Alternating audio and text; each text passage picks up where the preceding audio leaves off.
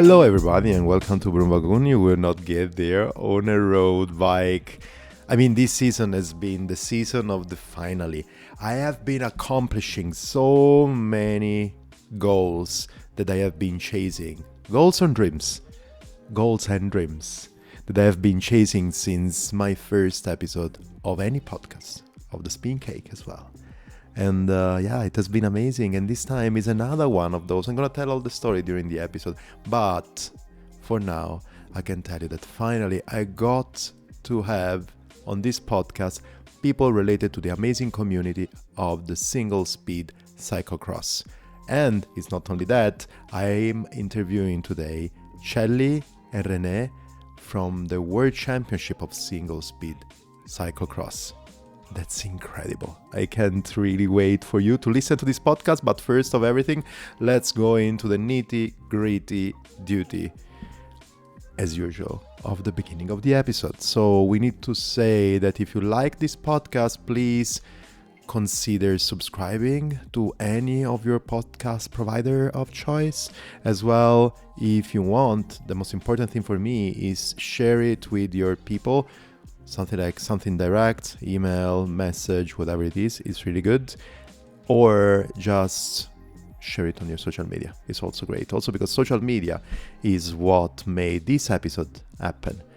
It was just a direct message on Instagram that made me the connection with Chelli and Renee. And that's incredible. Social media are still, from time to time, working as they should. And not only... I'm not going to go into politics. We're going to talk about that another time. What else? Yes, if you are really keen to support this podcast, down in the description below you will find a Ko-fi link. There you can drop some coins and keep the BroomWagon independent, as it is since long time. Social media, we were saying, yes, Instagram.com, as you can find Calamaro CC, my personal handle, or you will get their BroomWagon Podcast. And also in that way you can send me feedback or follow whatever I'm doing. The podcast then now is gonna start, and you will feel like I was a bit, I don't want to say nervous, but you know what I mean, excited. And the excitement actually was a bit fogging a bit my brain there. And from time to time I made not completely precise assumptions, or not better assumption by statement or description or just sentences as it should. But we're gonna actually go through all the way. Chelli, Renee, it's time to listen to your amazing story of the SSCXWC of 2025 that is gonna happen quite soon. By the way, that's something that I need to say. This episode is gonna go probably live today, Friday, September 26th, and the weekend, not the weekend coming, so not tomorrow, but the weekend after the event is gonna start. And you are still really on time to subscribe and to take part if you are in that side of the world, in the US side of the world. But now, Renee, Chelli, kick it away. I have to say that this is one of those moments in the BroomWagon and the Spin Cake history that I was waiting forever. So we're talking about 10 years, more or less. Long story short, and then I will introduce misspelling names and mispronouncing them as usual. But the little introduction is that I started this podcast with my preparation for the Fixed 42 World Championship. I was always fascinated about cyclocross, everybody knows it, and always fascinated about fixed gear and single speed. I always wanted to get in touch with some organizer of the single speed cyclocross World Championship, if this is the way to call it. And I know that actually you can for sure correct me for everything I'm wrong. After 8 years and one mini-series about cyclocross, finally today I made it. And I'm super happy to have today here in the podcast Chelli and Renee, disorganizers of the SSCXWC of Minneapolis. Was it good? Great. Awesome. Nailed it. Now I can sip my podcast. How are you doing? We're doing great. How are you? I'm good. I'm super happy actually to have you here. And I'm absolutely excited. And it's actually happening in 2 weekends from the recording. Today is Tuesday, 23rd of September. Correct. We're in the home stretch. We are in the crunch zone. How do you feel about that? It's been busy. My brain, I like to say I'm suffering from a case of smooth brain because of all of the time and energy I've been pouring into it. Yeah, I've been joking with the group that I've been running a series of increasingly bizarre errands in the past week. Without giving too much away, we purchased a boat. We're boat owners now. Wow. You may or may not see it on the course.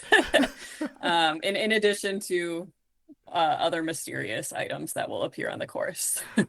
We are going to be able to see all the, how do you call them? The bizarre props in this case on social media or anything else, right? Correct. Yeah. Hopefully there's going to be actually good coverage also on the classic kind of alternative cycling media. I don't know, last year there was a super nice article on the Radavist. And I remember also video about the event happened in Colorado 2 or 3 years ago. So yeah, I can't wait to see the same. The vibes of these kind of events are just wow. Yeah, we should have a handful of folks out taking photos and writing race reports for various publications. So even people who can't attend will be able to see what shenanigans were going on here in Minnesota. Okay. That's super nice. I mean, maybe starting from the beginning, giving names to the voices, Chelli and Renee. Can you give us a little intro about you? You know what I do usually in this kind of situation when I have two guests? I usually ask guests to introduce each other. So to crisscross the introduction. I don't know if you know each other that well to do it. Yeah. Then I think it's the perfect case where we can do that. Okay. Chelli, you want to go first? I'll go first. All right. So my co-host and fellow disorganizer of Single Speed Worlds is Renee. I like to call Renee the Godfather. She's one of the baddest bitches I know. I don't know if I can say that on air, but she may appear to be, a very demure blonde with tortoiseshell glasses, but underneath the veneer, she is such a badass and is one of the funniest and most accomplished people that I know. She is a copywriter and has a ton of experience writing in the bike industry. And she also has insane organizational and race planning skills. She has been single-handedly planning the race course for Single Speed Worlds and is going to make people suffer a lot on Sunday, October 5th. Nice. I mean, Yeah. let me listen. I mean, I can't wait to hear your presentation of your introduction of Chelli now, Renee, because the first one was already, the introduction was woof already. Wow.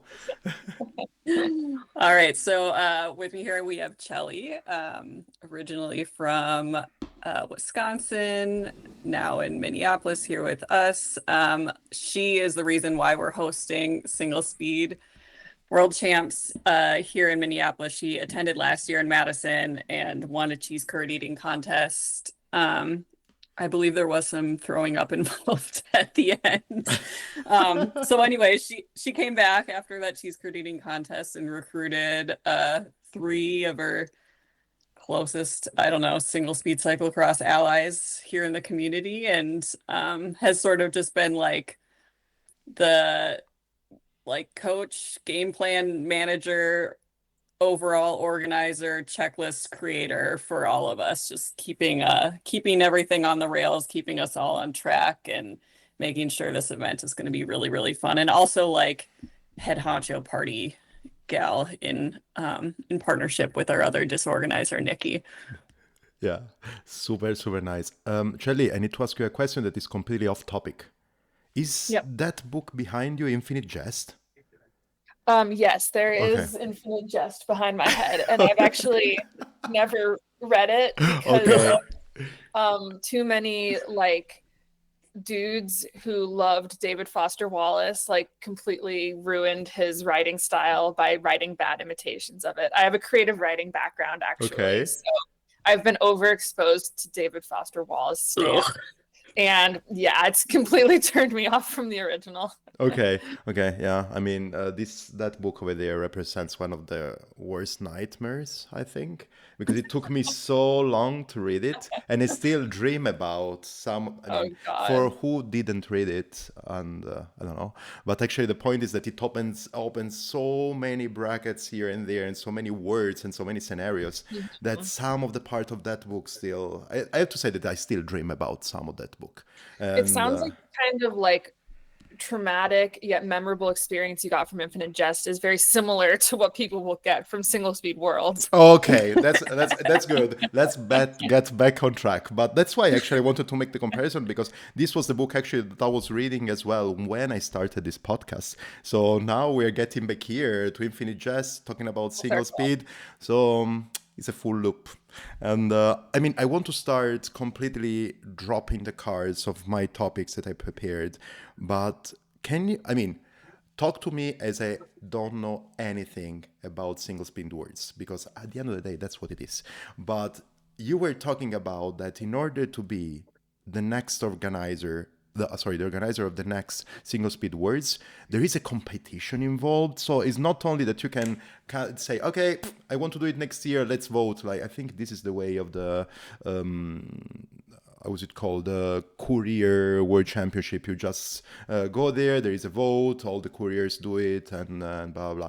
It's different with the single speed words, right? It is. So to kind of give an explanation of Single Speed Worlds for someone who doesn't know anything about it, it is a weekend-long extravaganza that centers around a bike race, but it's not just about a bike race. So the race itself is a single speed cyclocross race, which already opens up a can of worms of like, do people know what that is? But the weekend is really a 3-day long kind of opportunity to meet fellow bike enthusiasts, explore a city, party a decent amount if you want to, and do a bike race. I'm curious, Renee, how you would augment my description. Sure. And then at the end of each race, essentially, there's a contest of sorts, and sometimes it happens over the course of the weekend. There's a contest, and teams will bid to have their city host the next year's race, and then it's up to like the current year's organizers to decide what that contest will entail. So last year in Madison, Wisconsin, it's an area notorious for their dairy production and specifically cheese. They decided to have a cheese curd eating contest, and so I think the finalists were Seattle and Minneapolis. Chelli brought home the gold. So now we're working on what our competition will be for determining next year's hosts. One of the things that makes this event really unique, it's been going on for about 18 years, and it does travel from city to city every year. So Single Speed Worlds started and has deep roots on the West Coast. And last year, the fact that it was hosted in Madison, Wisconsin was kind of an anomaly. Not everyone was super happy that it made the jump to the Midwest. And so the fact that now it's in the Midwest for 2 years in a row is kind of unique, but it's one of the really cool things about it because it's never been to Minneapolis before, and it'll probably never be in Minneapolis again. So it's a really unique opportunity for us all to shape and participate in an event that is really ephemeral. Nice. So why do you think that is not going to be anymore in Minneapolis? Is because of so It's possible. I don't really know how people feel about like repeating cities or how often the event does tend to repeat cities. So I guess it's possible that in 5 years' time it could come back to Minneapolis. But again, it takes a brave soul and sort of like a daring contingency to come and say, hey, we actually want to organize this, which is quite a big job. And while Minneapolis has an amazing cycling community, it is a little bit of a smaller, more close-knit cycling community where I don't know. I guess I would have to say I double dog dare someone from Minneapolis to take it back in a few years. Yeah. This would be nice. But so it's a single speed words, but it always happened in these 15 years in the US, right? But do you also have participants coming over from Europe, or did it happen already in Europe? It did. Chelli, do you know the details? I do not know the details. But yes, I do believe it was hosted in Europe Okay. 1 year. And At we least do one have year. at least 1 year. Stefano, you haven't done your homework, didn't you? Hey, telephone voice. No, I didn't, but I've done them now. So let's go through that quickly. First re-edition, 2007, 2008, and 2009 in Portland. Then 010 Seattle, 11 San Francisco, 12 Los Angeles. Then 13 Philadelphia, 14 Louisville, 15 Victoria, 16 Portland again, and here, after 10 years, here you go. We have 2017 in Verona, first European edition, amazing times, and then back to back another European one, and it's Tournai in Belgium, of course. This was the edition of Cyclocross getting back in place, to the birthplace, so Belgium. And then from there on, always US again. So we have 19 St. George, Salt Lake City, Utah. And then 20 and 21, you know what happened, right?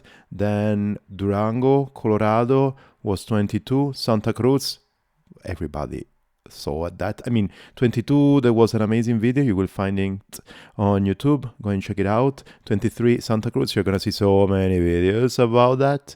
And 24 was actually last year. And we're talking about Madison, Wisconsin. And 25 is what we are talking about.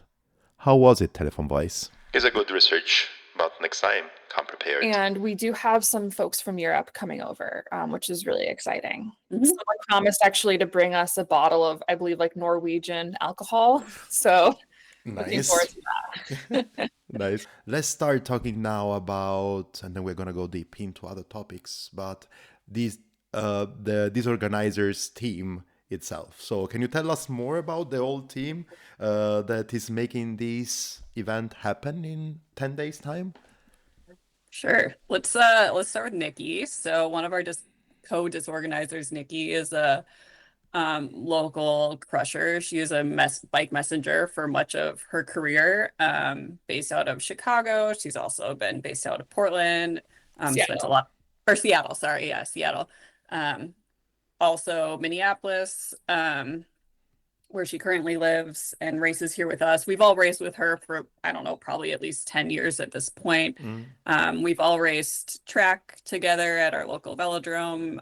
We've raced road together. We've raced cyclocross, mountain, etc. And she's just known for being like fixie alley cat messenger extraordinaire.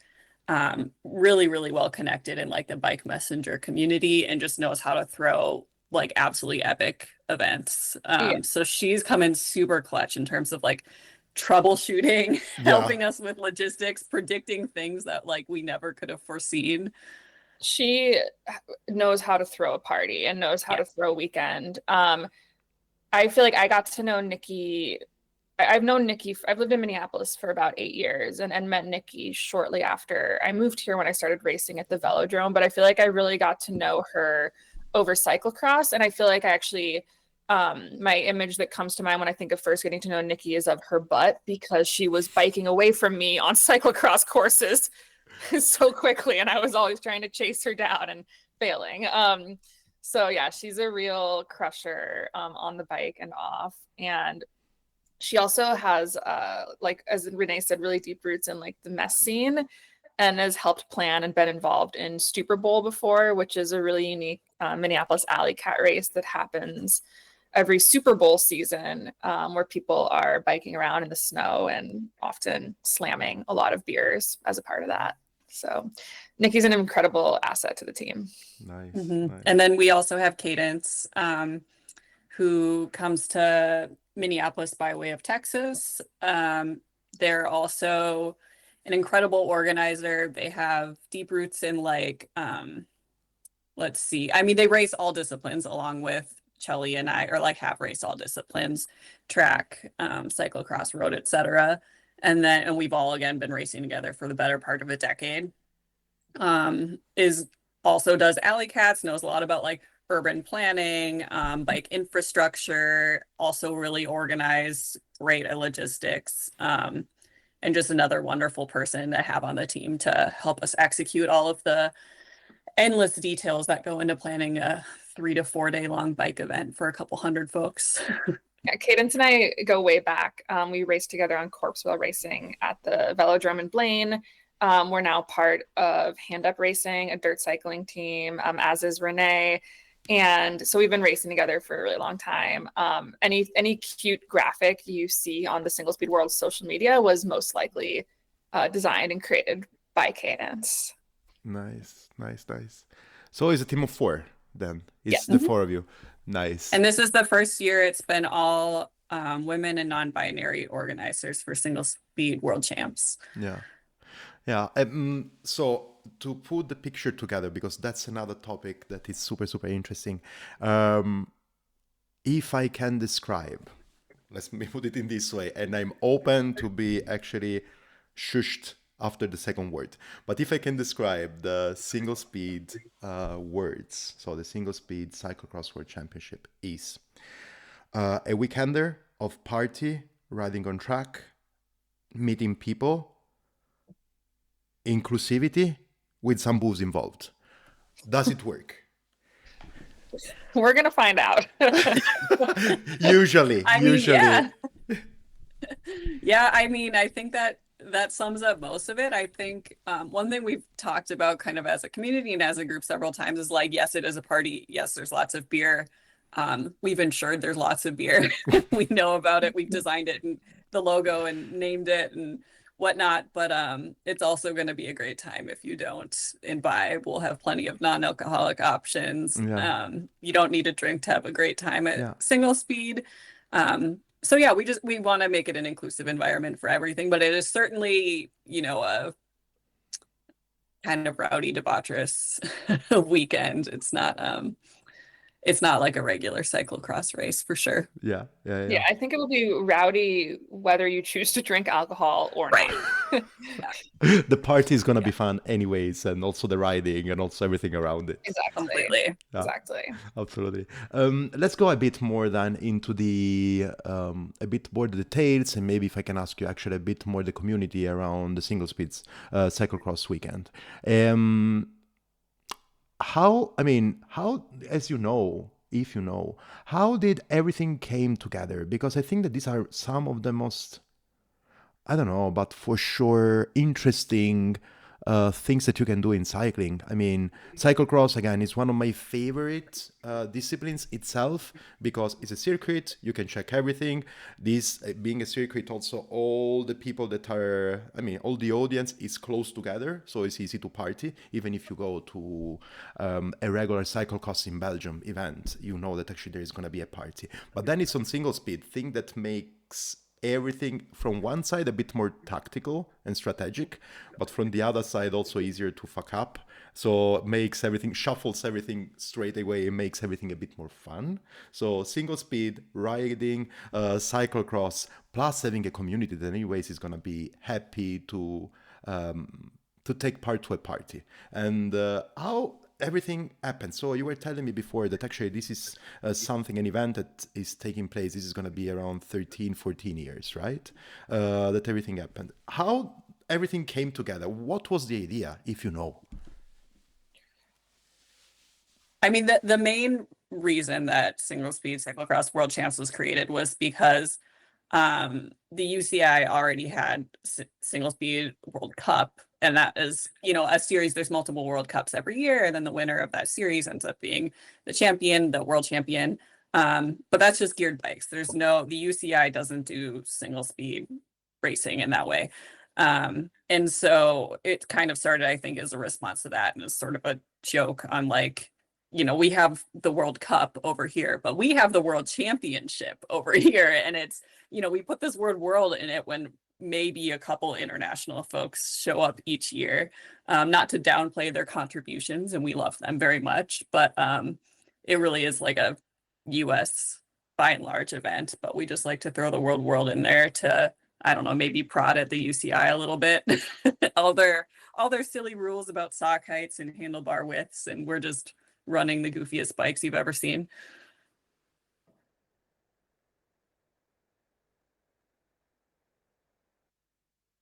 How many have we done? Worlds.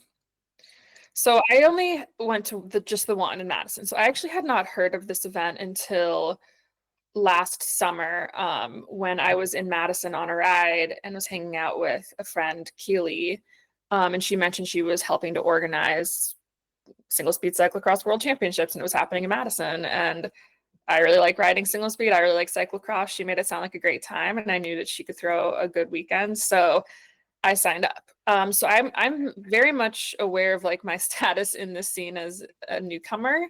I kind of went in naively and threw Minneapolis's hat into the ring as like a potential host city, without really knowing about the deep history of the event and what I was getting myself into. And so I think over the last year of planning, I've learned a lot more about the history of single speed worlds, thanks in part to Nikki, who's been following the event for a long time, and also thanks to previous organizers like Davin, who organized in Madison, Brendan, who organized in Santa Cruz, who have really played the role of like helpers and mentors in this process, and given some of the detailed debaucherous backstory of like how this event has evolved. And then learning by doing in the process. Exactly. And I don't think it would have happened though if I hadn't had some amazing other Minneapolis folks with me in Madison. Cadence was there. Our friend Connor, rocking a denim Speedo, was there. A bunch of us actually were staying at my mom's house, and she was like shepherding us around and feeding us all weekend, which was, really great to help with the amount of alcohol coursing through our veins for much of the weekend. And then in addition, we had a lot of other folks from Minneapolis there who were just stoking up the excitement, and we're really thrilled about the possibility of bringing it home. So we may have kind of overall been rookies, but I think we brought the excitement. Yeah, but the good thing that I can also understand is that it's never, for sure it's a collective effort to organize the words between a good group of people, the community of the cycling community around the city, but it's also a lot of help coming from the other people, so the larger part of a community. And this is actually the spirit that makes a community being all the time a bit more, tightened together, but also open to new things for sure, but for sure ready to help out each other, right? Yeah, we couldn't run this race without the help of our Hand Up Racing teammates. They've all really stepped up in a big way to fill our, I don't know how many volunteer slots, literally so many slots, so many hours. When you run a 3-day event for a couple hundred people, it turns out it takes a lot of people power. So we have people from Hand Up and also like good friends within the community helping us run our feats of strength, rides and stops, helping us build and set up the course, helping us run the actual race, helping us set up and tear down every single party that we're having. And it's just been really great to have so many people in the community just excitedly, throw their hat in the ring and say, hey, I want to help out. That's nice. I want to touch base on two different topics. One is a bit more broad and one is a bit more specific. I will start with the broader, so hopefully I can discover a bit more on the more specific one. Tell me more about Minneapolis as a cycling city. So how is the scene? How is the community in Minneapolis? I can understand that actually there is not huge, but for sure is compact, but also well organized and enthusiastic on doing new things. Yeah, it's super close knit. It isn't huge. It's pretty common to go on a ride on a weekend and see other groups going the opposite direction, and you wave and you realize half of them. Lots of teams, lots of great teams that put on races and put on social rides and training rides around here. The infrastructure is really conducive to biking. Like Minnesota and specifically Minneapolis often ranks like one of the best bike cities in the United States. Wow. And I think that's extra special because I think it's surprising because we have snow on the ground for like 4 to 6 months of the year, and it's kind of crappy weather and cold and windy and rainy, but Minnesotans and specifically Twin Cities people get outside and bike year round.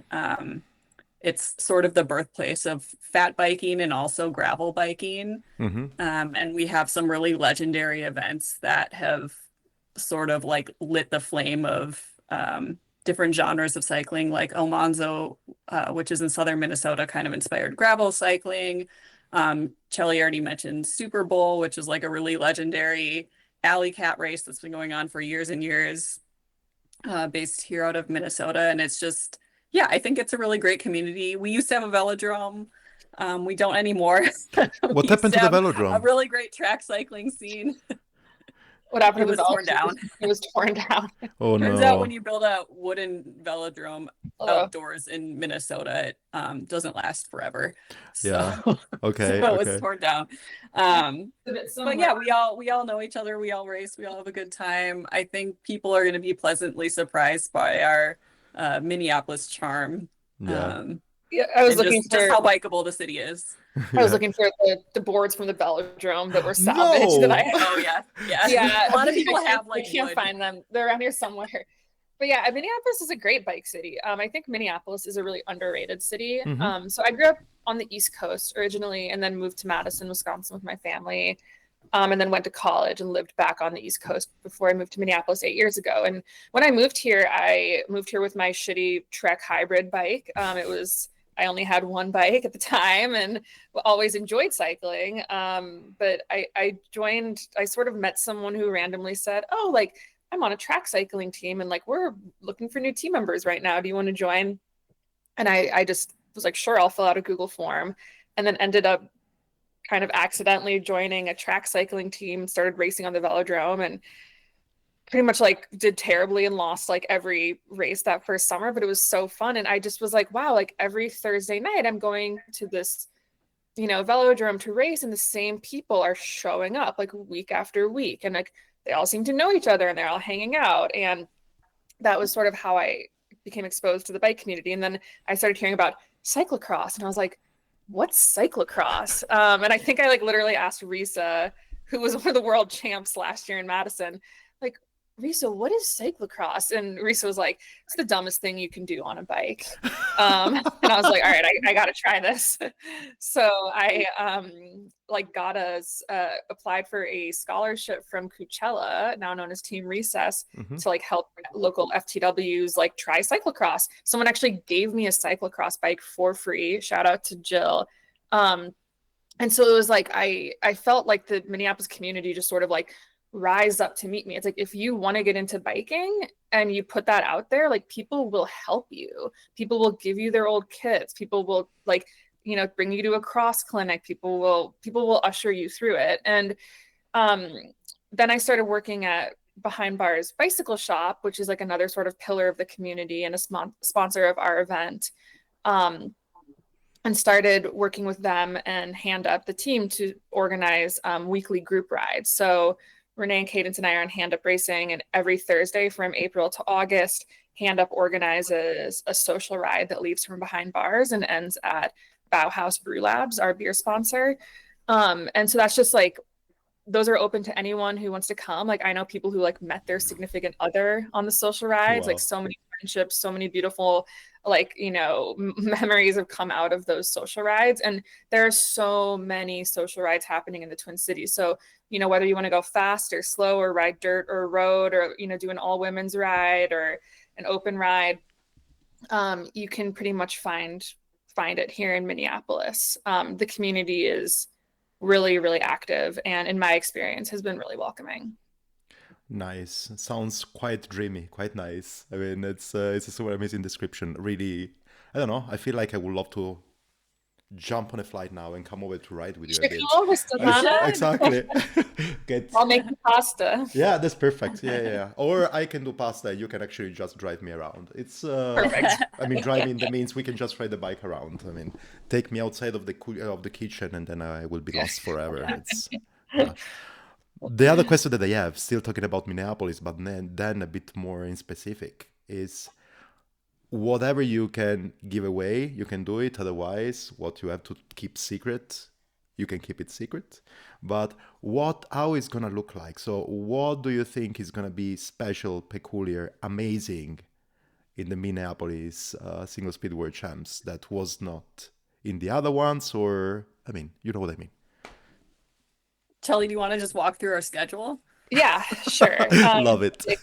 I can hand it off to you for the race part. Yeah. So people are going to show up well, we're hoping people will show up Wednesday, Thursday, but there's going to be a group ride on Friday to one of our favorite sort of bandit trail, dirt jumpy spots in the woods where there might be a cooler of hams hidden out. And then that night, we're going to have a packet pickup party with some live music, dancing, and then the first part of the hosting competition. So, can't give away what that will consist of. But Of course. in terms of like things that are going to make this event unique in a Minneapolis way, so all day Saturday morning and afternoon is spent on an activity called Feats of Strength. And this was actually my favorite part of Single Speeds in Worlds in Madison in 2024. Everyone gets split up into a random group. So basically, you're already separated from the people you might have come to this event with, the people from your city, and you are plopped in a group with a bunch of strangers. Nice. And then you are appointed a local guide, and this local guide leads you around on a group ride to a few different spots around the city. And at each of those spots, there are other people waiting who have cooked up an often spicy, often sadistic feat or challenge that everyone has to do in order to get an advantage at the race itself. So our Feats of Strength has a theme. The theme is Single Speedo. So we're telling everyone to wear a bathing suit because Minneapolis is located right on the Mississippi River, and we also have some beautiful lakes right in town. You know, Minnesota is the land of 10,000 lakes, for those not familiar. And so we are trying to show people a very like wet and splashy good time on Feats of Strength. So I would say expect to leave a little bit damp. Okay. So then from Feats of Strength, you will either earn your advantage or not earn your advantage, and that will play out on the race day. But we'll have a handful of fields racing at Buck Hill Ski Area, which is just outside the Twin Cities. And it's, you know, Minnesota skiing. So it is a big, long, steep hill, but it's not a mountain by any means. Mm-hmm. And that's where the race will take place. And sticking with the theme of lakes and aquatic endeavors, that's sort of the theme of the race course. And so people can expect to see items around that theme on the race course. There will be a hidden bar that's a secret, but not actually a secret, off in the woods that racers can go find and drink some of our complimentary beer that Bauhaus brewed for this event. And yeah, it'll be a great time out at Buck Hill. We'll have food for the racers, wacky and unexpected course features, booze and not booze, great hand-ups, and yeah, hopefully everyone will just have a great time. And then the race will wrap up with the winners getting their complimentary traditional single speed cyclocross world champs tattoos. Yeah. Sounds super amazing. And we actually talked about a couple of things that are really, I think it's something that always happens, right? In the cyclocross world, but probably in the single speed cyclocross in general around the US or around Europe. And maybe we can go through quickly on these things. So the first thing that I want to talk about is the feature of the course. I mean, if they're not crazy jumps or crazy other, how would you call them, challenges? There might be some crazy jumps. Without jumps, it doesn't happen, isn't it? So jumps needs to be there. So because the race is at a ski hill, we have access to all of their like park features. Yeah. So like what snowboarders and skiers like boxes and ramps and rails and stuff. So I'm actually heading out there tonight to go set up how the course is going to be laid out. Yeah, there may or may not be some crazy jumps actually, and some clambering over obstacles, and all kinds of chaos. It's not your grandma's cyclocross course. Okay, no, of course not. Yeah, because I mean, if the classic in the classic cyclocross course, there is actually a camber section or obstacles or whatever. In the single speed worlds, they need to be jumps and they need to be features that are a bit out of the ordinary. Yeah. Yeah, we'll have all of the traditional stuff and more. So there will be climbing, there will be off camber, there will be downhills, and there will be there will be a boat. Okay, yeah, there will be a boat I forgot on the about course. Like there will be blood, there will be boat. Nice. Another thing that always is involved into the single speed words is actually is the costume part, right? You were talking about the theme in this case is water, but it's not only that in the single, you call them feet, right? That actually there are some costumes or whatever involved, but it's also during the race itself, right? You usually go to the event with a particular, costume, dress. Do you usually set the theme, like you said already, but people can do whatever they want, or is just completely freestyle and random? I think some years they maybe have themes and some years it's totally random. I remember the way I learned of single speed cyclocross world champs was like years and years ago. Someone told me that someone dressed up as a salmon and did the course backwards because salmon swim upstream. Of course. And that was like my introduction to this event. So yeah, it's kind of an anything goes situation. We're gonna see all kinds of wild and wacky costumes, I'm sure. Yeah. This unfortunately nudity will not be allowed at Buck Hill. That was pretty much their one rule. Yeah. But there was in Madison last year a couple of let's just say there were a couple of bare bottoms out on the race course at one point, half obscured by like a flamingo tutu. Oh wow. Nice. So yeah, costumes we said, we talked about jumps and all different features.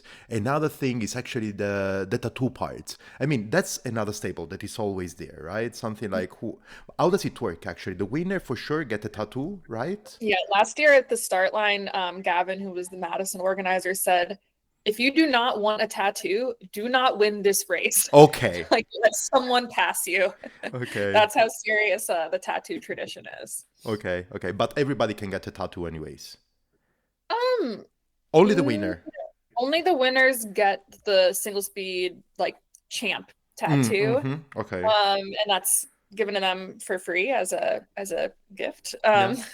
But there may or may not be opportunities for other racers to get some shitty flash tattoos throughout the weekend. Stay tuned. Yeah. Okay. Yeah, if you want to commemorate the weekend with our butt tattoo logo, I don't think we'll stop you. Okay. Bonus points if anyone gets the butt tattoo on their butt. Okay. Yeah, that's nice. A meta butt. Makes sense. Yes. Perfect. And that's also, that's absolutely incredibly super. I'm going to actually jump on another question before going for the question that I wanted to ask you. Tell me a bit more about the logo. The what? The logo of the event. Oh. Tell me a bit more about that. So, early on, Nikki joined our team a little bit late. And so early on, Renee, Cadence, and I were brainstorming what our logo should be. And Renee, was it your idea? Yeah. Yeah, Renee. I think it was kind of inspired. Yeah, it was kind of inspired by people racing in Speedos. And I think it's pretty common for like single speeders to wear goofy race outfits. And so we contacted our former teammate and local illustrator, Pete Benda, and worked with him to come up with the logo with the idea that we wanted sort of like a non-gendered flexed muscly cyclist, but wearing a pink and or leopard print Speedo. It's actually oh, sorry, go ahead. I was gonna say it just kind of fit with the theme well, with it being, Minnesota, lakes, water, Speedos. Great. It's funny because we were really struggling to sort of like, Pete was like, oh, can you send me a picture of like the type of butt you're looking for? And we were like, okay, we're looking for something where it's like, like a little bit androgynous, like muscular, but like juicy. And I was like, oh my God, I think my ex-boyfriend like has this butt. And so I texted him like, hey Gabe, I have a weird question for you, but like, can you send me some pictures of your butt like in a Speedo? And he was super game and sent me all these pictures of his butt, and we used that as like one of the like as the inspiration Reference. as the reference photo for Pete to design our logo. But it's funny because I didn't really do a good job explaining like what this was for, because then suddenly Gabe was like, wait, is my butt like going on a t-shirt? Sure. So yeah, it's also like interesting. I think that for people who might not know that we're like a team of women and non-binary organizers, I think seeing like a butt logo in the site in like the very historically male, kind of historically patriarchal, historically like sexist marketing world of cycling might kind of like draw the wrong conclusions around that. Part of, our butt logo is really coming from a place of like body positivity and like wanting people to just like express themselves in whatever way makes them feel comfortable, whether that's wearing a leopard print Speedo or being fully covered. So Nice. So absolutely super nice. No, I was thinking actually on the fact that actually it was probably easier than to ask to Gabe, okay, can you just send me a photo of your butt without giving explanation? Because giving explanation would be worse, would make everything worse. So I can understand, just go straight to the point. We had a whole group chat of like our own butts, other people's butts, like all consensually sent butts, but there was like a lot of butt comparison going on. There's also been some, when one of us has had a hard week and needed to pick me up, like a motivational butt photo from another disorganizer can really lift the mood. Yeah. Nice. I can imagine that then it was. Then basically this one is kind of the logo is a synthesis of a lot of butts. And that's good. Of a long-term butt photos chat group. Yeah. Nice. It's kind of like, the one butt to rule them all. Makes sense. Okay. And we have it. I mean, it's in the logo. It's there now. That's nice. So the other topic that I want to talk about, and we actually kind of slightly talked about that before, is the drinks. So for sure, it's something that you see everywhere, right? The fact that the single speed words is really always related to booze, to drinks, to shots, and everything like that. Why I'm asking this question, and the question is actually, why do you think so and everything? But I'm asking you this question because in the perfect style of an inclusive event, I was actually digging into your FAQ, and it's written, there's actually exactly the question from a kind of imaginary somebody saying, okay, I am sober, can I still join? Because that's actually probably a stigma that you had to, I don't think fight, but for sure to talk about, because you don't want to see and to show that in order to have fun, you have to drink, and this is what it is. But actually the point was, whoever is ready, whoever wants, come as you are, come over and join the party, drinks not to be mandatory involved. Why do you think there is actually this close connection, and how, I don't want to say difficult, but actually how on the other side challenging maybe was for you thinking about, okay, let's make this clear that everybody's welcome on the booze side of the word, because everything else is quite clear. It's a super inclusive event, but probably the alcohol could be an obstacle to that. I guess like before we answer this question, I just want to say like, I don't know that I would say that this is a super inclusive event. I think we're striving for inclusivity, but I feel like that term gets thrown around a lot and means a lot of different things to a lot of different people, so it's like our event is like, if you are brand new to biking, like you might not have the best time at this event. And so in that sense, like, is it inclusive to all bikers? Like maybe not, so I guess I just want to preface it by saying like, we're not saying that this is like the world's most inclusive event. And we also recognize that like partying is a core part of like the single speed world's kind of like history. And for that reason, like some people who don't drink and who don't, or just who don't want to be around alcohol, like might not want to be at our event either. It's not for everyone. Okay. Yeah, it makes sense. I actually was reading also, you're completely right, this FAQ about I'm a newbie. I mean, it's the first time that I'm on the bike. Can I join? And there is stated quite clearly at the beginning, maybe this could not be the race for you. Because, I mean, it's difficult. I mean, you need to have some skills. Yeah. Yeah, the course is certainly not geared towards beginners. I mean, it's a fun course. I think people who race cyclocross will have a really great time, but if it's your first cross race, you're probably not gonna um, think it's that fun, honestly. But that being said, like we've had folks reach out to us saying like, "Hey, I have celiac disease. I don't want people to like dump beer on me while I'm racing because it's like not medically good for me." And so we want to be inclusive from that perspective and that angle. And like I personally like don't drink a ton. And so, you know, the idea of getting quite drunk each night isn't like super appealing to me as well. And so just kind of approaching it from that perspective of like there's a spectrum of people who like to drink a lot and keep all the way to people who are completely sober. And we want all of those people to have a great time, you know, in the framework of like there will be parties, there will be music, there will be like fun hangs, and you know, just come as you are and bring yourself, and we'll make sure everyone has a good time to the best of our abilities. Yeah. No, I mean, I was also, and something that actually I really like about that, because I have been exposed anyways to, how would you call them, old school maybe, even if cyclocross is getting also a revamp a lot on things, but old school, let's say cycling organizations and cycling race organization wherever in Europe. And a couple of times I found myself, because I have a really good friend of mine who races cyclocross, and he's straight edge. He never drink. I think he never had any drink in his life. And he was basically at a certain point almost forced by people. You won the race or you are in the podium, you need to drink a beer. And I'm super happy that actually that's something that for sure is changing, but it has been addressed.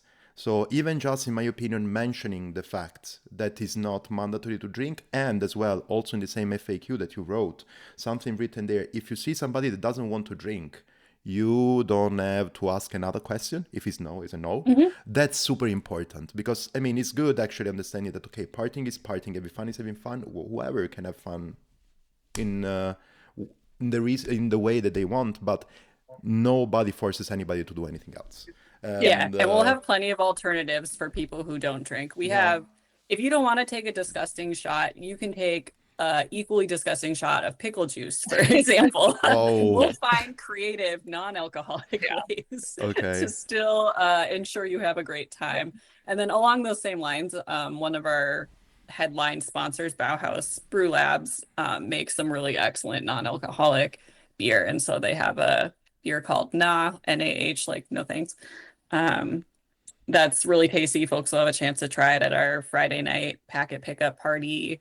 And we'll have fizzy water, we'll have other non-alcoholic drinks at all of our events. So everyone should have options. I think the drinking part of Single Speed Worlds gets overplayed a little bit. I think because, you know, it sounds like, oh, debaucherous and exciting. But, you know, my experience in Madison was like, there was definitely you could drink at each of the parties. There was like a keg on the race course that you could go do a keg stand on. There was like a shot ski that someone had on the side of the course where you could stop and, you know, do the shot ski with people. But it was not like people are dumping beer into your mouth or you're being forced to drink.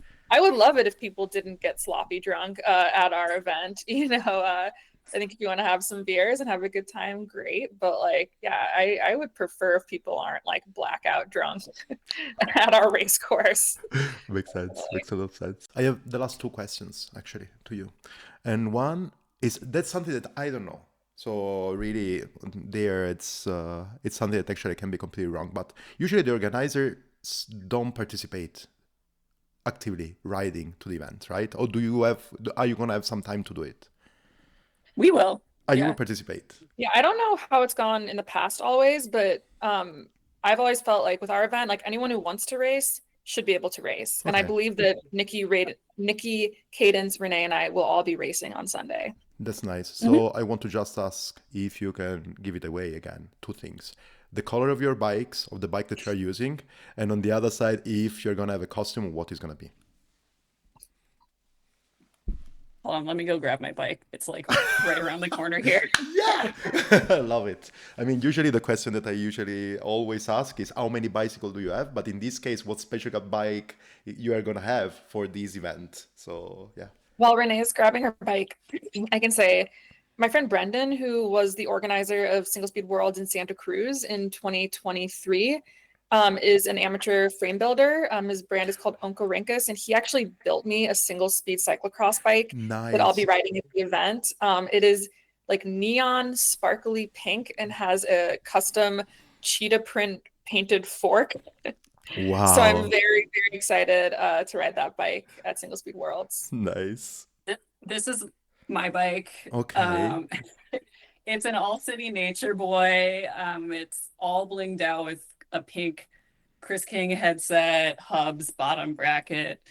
The colorway is like, I used to be in a team called Coachella. That was a local team. So it's a custom Coachella colorway that only like maybe 15 of us have. So it's blue, pink, and yellow, all bright colors, like totally just like blinged out and custom. I've had it since I started racing cross like a decade ago, and it's just like my forever bike that I'll never get rid of and just cherish and ride forever. Even though it's outdated, it has quick release. I still love it. Nice. And Nice. in terms of outfits, I guess without revealing too much, although a lot will be ultimately revealed, I will just say that us disorganizers have placed a special order for some matching outfits that we may whip out for the race course on Sunday. Nice. Absolutely super nice. Well, it's really going to my last question. Oh no, before the last question, have we missed something? Do you still have something that you think we missed in the conversation and we have to say? It's not too late to register. Registration is open until the Thursday before the event. So that would be Thursday, October 2nd, at 11:59 p.m. Central Standard Time. So if you hear this podcast episode and you're intrigued, it's definitely not too late to register. I will try to go live then as soon as possible. I'm aiming for next Tuesday. Let's see what's going on.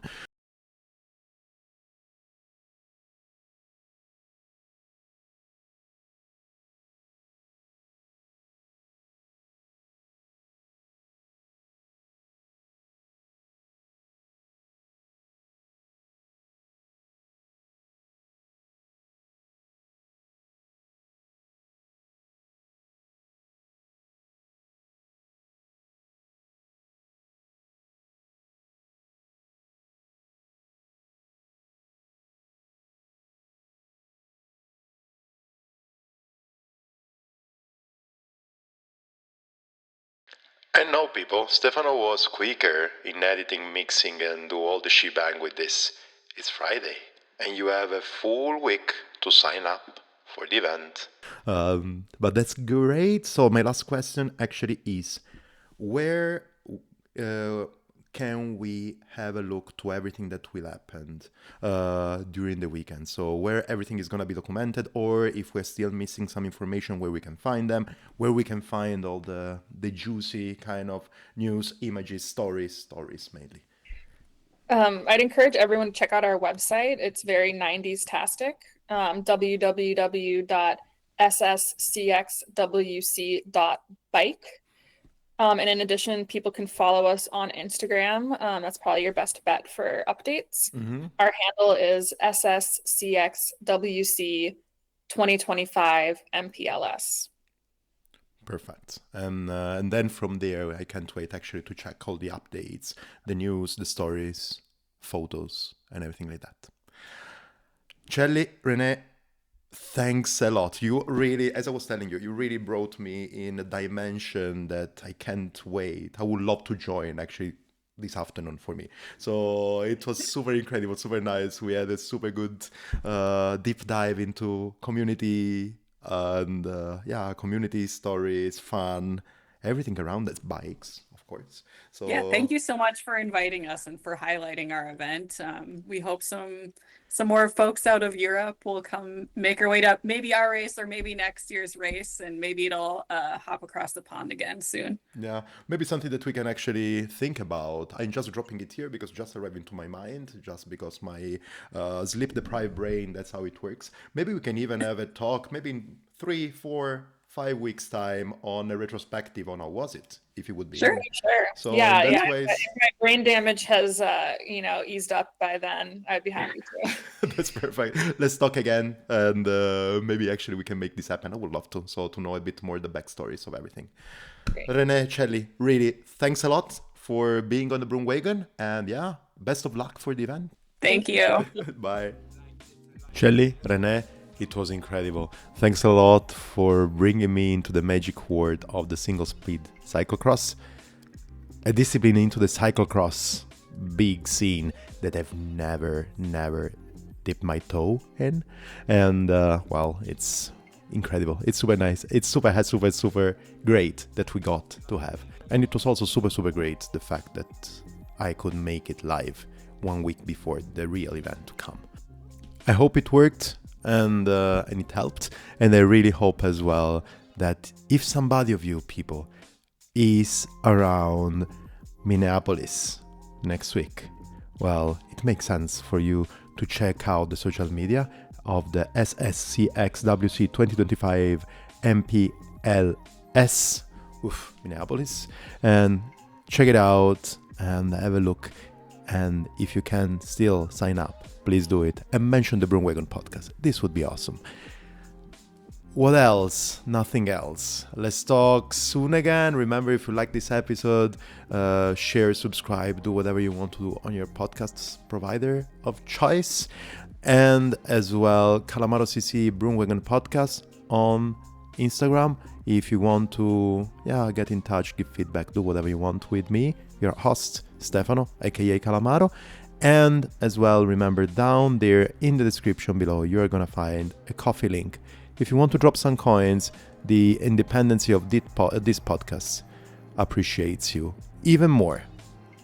See you soon, talk to you soon, listen to you soon. Bye, people.